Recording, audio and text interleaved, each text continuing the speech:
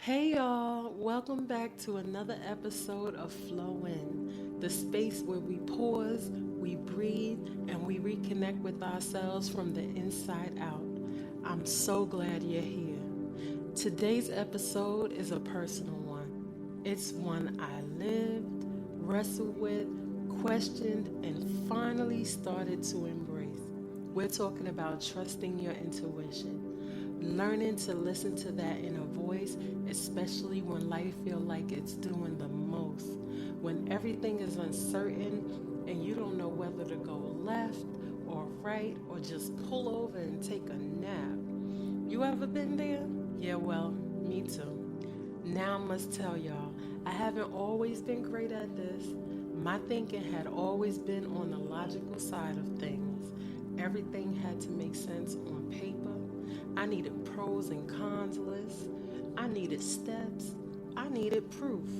And don't get me wrong, logic has its place, but for a long time I let logic silence my intuition. I didn't trust those nudges in my spirit, that quiet knowing, that subtle, don't do that, or yes, this is for you. I'd feel it and then talk myself right out of it. Sound familiar?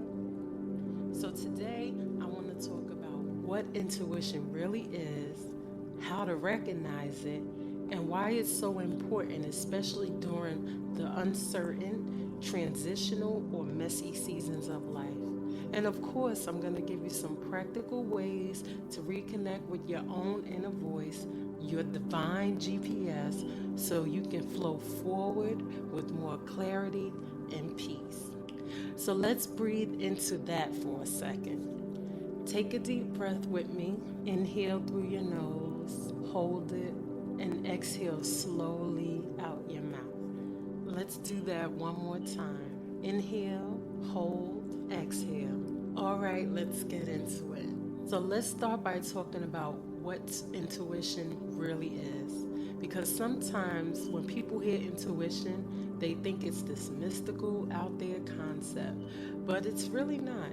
It's actually very real and very natural. You were born with it. We all were born with it. Intuition is that inner knowing that doesn't come from thinking, it comes from feeling. It's that whisper inside, that gut feeling, that vibe you pick up before someone even says a word. It's that moment when your body knows before your brain catches up. It's quiet but powerful. It's often not loud or dramatic. Sometimes it's as soft as this ain't it. Or yes, go for it. And get this, research shows that the body picks up on the signals before our conscious mind does. The heart sends more signals to the brain than the brain sends to the heart. That's wild, right? So when you get a feeling about something, that's not just off energy. It's your nervous system, your subconscious, your experience, and your spirit trying to speak to you. It's that divine wisdom moving through you. And here's the thing about intuition, it's always trying to guide you towards peace, towards alignment, towards truth. It doesn't speak in fear or ego. It doesn't have to shout. It just knows. But if we've been taught to ignore it or override it with logic, fear, or other people's opinions, it gets hard to hear. So let's talk about that next. You might ask, if intuition is such a natural, divine part of us, why do so many of us struggle to trust it? Well, the answer to that question has layers, so let's peel back a few. First of all, we've been conditioned out of it. From childhood, we were often taught to be nice, don't question things.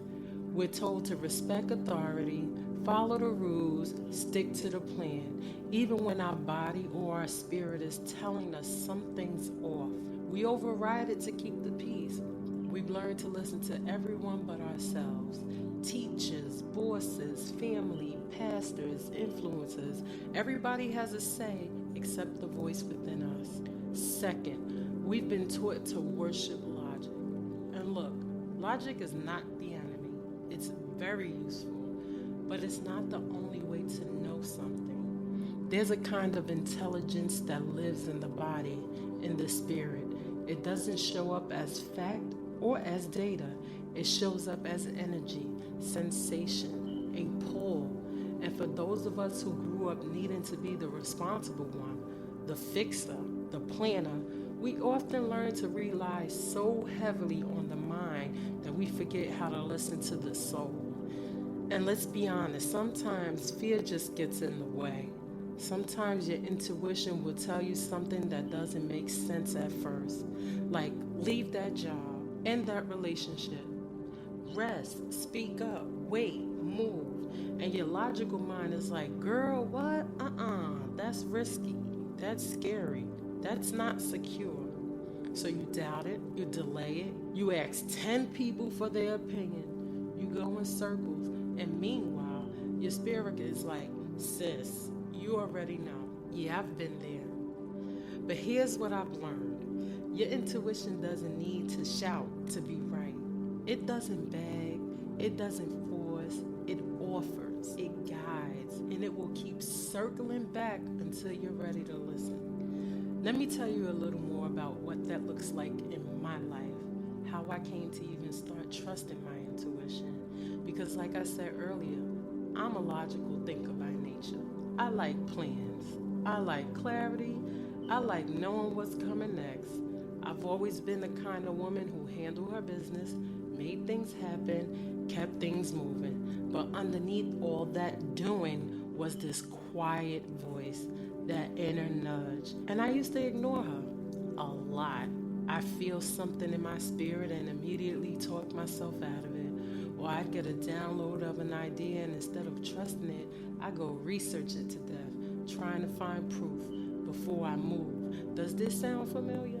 But life will teach you. And there came a point, actually several points, where everything around me looked fine on the outside, but inside I was anxious, burnt out, and disconnected. I kept hearing this whisper like, you're out of alignment. Not because I was doing anything wrong, but because I was doing things that were no longer true to me, things that no longer served me. I remember one time in particular, I was considering a big opportunity. It looked good on paper. Everybody who knew about it was congratulating me, telling me to go for it. But my spirit was unsettled. My chest felt tight. My energy was off, and I couldn't explain it. But something in me just kept saying, don't do it. And this time, I listened. Y'all, I didn't have all the answers.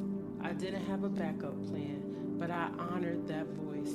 And what happened next? Peace and clarity. New doors I couldn't have imagined started opening. And not right away, but in divine time. That was a turning point for me. I realized my intuition wasn't trying to limit me. It was trying to protect me. It was trying to make me unafraid. It was trying to help me flow into alignment. Now, I'm not saying it's always easy. I still have moments where I go back and forth between my head and my heart. But what's changed is that I don't dismiss my inner voice like I used to. I make space for it now. I listen before I leap.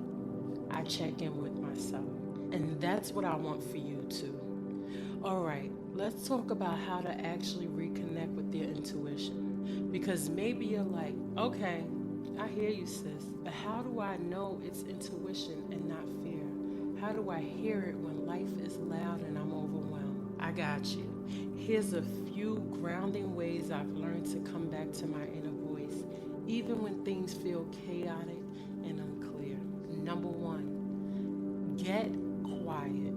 Intuition doesn't compete with noise. It's not going to scream over your phone or your to-do list or everyone else's opinion. You got to make space to hear it. That could be 5 minutes of stillness in the morning, a walk without your headphones, sitting in silence and just breathing. Don't overthink it. Just get quiet enough to hear what's underneath the surface.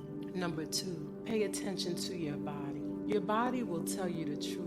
When something's right, you might feel peace. Even if it's scary, your shoulders drop. You breathe easier. Your energy opens up. When something's off, you might feel tension, tightness in your chest or jaw, a knot in your stomach. That's wisdom too. Your intuition speaks through sensations, so start noticing how your body responds in different situations. Number 3, ask yourself simple, soulful questions. When you're facing a decision or just feeling off, ask, what feels right now?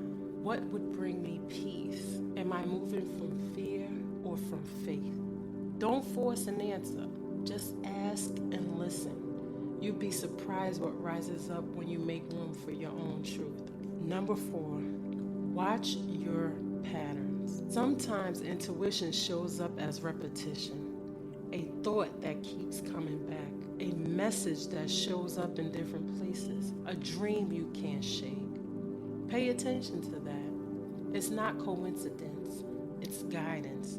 And sometimes the thing you're trying to logic your way out of is the very thing your spirit keeps calling you into.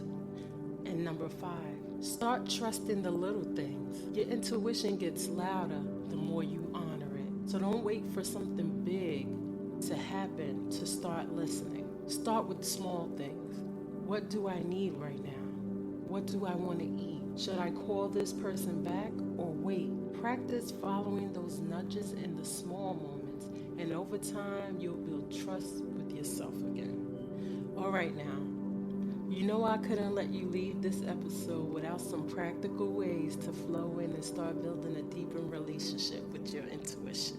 This is where we take it from just knowing to actually doing. These are some simple, soulful tools that can help you reconnect and stay aligned with that inner voice, especially during uncertain times. Tool number 1, I call it check-in journaling. Each morning, or even just once a week, ask yourself, what am I feeling today? What does my spirit need? Where am I ignoring my intuition? Don't worry about making it perfect. Just write. Let it flow. Your intuition will often show up on a page if you give it room. Number 2, body scans with breath. Take 2 to 3 minutes to close your eyes, take a deep breath, and scan your body from head to toe. Notice where there's tension. Notice what feels light or heavy. Then ask yourself, what is this sensation trying to tell me? That tension might be where you're holding back. That warmth in your chest might be your yes. Number 3, yes-no energy practice. This one is fun. Think of a decision or situation you're uncertain about. Then imagine saying a full body yes to it. Say yes out loud. Now pause. Feel what happens in your body. Then do the same thing with no. Say it out loud. Which one feels lighter? Which one brings peace? That's your guide. Number 4, create an intuition ritual. This could be lighting a candle and sitting in stillness each evening, pulling an oracle card, speaking an affirmation aloud, like, I trust myself, I am guided. It's less about the thing and more about setting aside sacred time to tune in. The more consistent you are, the louder your intuition becomes. Number 5, stop asking everybody else. Whew. This one might sting a little, but let me say it with love. If you're constantly outsourcing your decisions, your voice gets drowned out. Before you ask your best friend, your mama, the internet, ask you. Pause, breathe, listen. Your answers are in there, for real. And look, I'm not saying any of this happens overnight. It takes practice, it takes patience. But the more you show up for yourself, the more you'll notice you've always known. You just needed to come home to the knowing.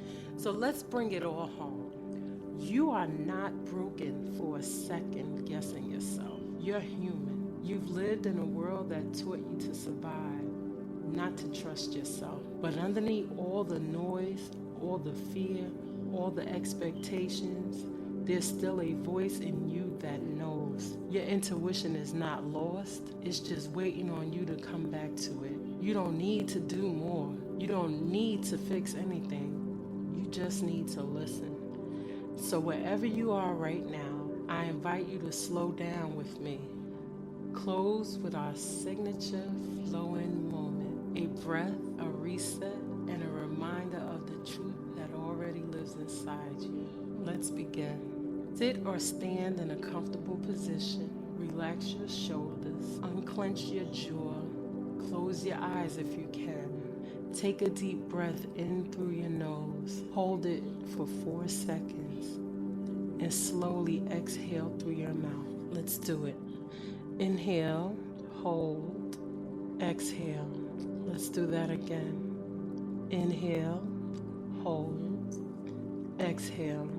Now just breathe at your own pace. Let yourself soften. Let the thoughts pass by like clouds. If something's been heavy, just name it and let it go. Feel your feet on the ground. Feel the air entering and leaving your body.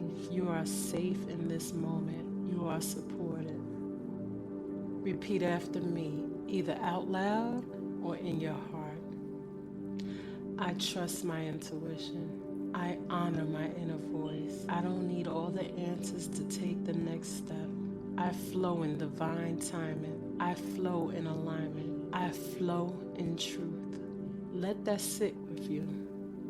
Let that carry you. Thank you for joining me today. If this episode spoke to something in your soul, I hope you share it with someone who needs the reminder. And if you haven't already, make sure you subscribe so that you don't miss the next episode. Until then, pause, breathe, and trust. You've already got the wisdom. Now it's time to flow in.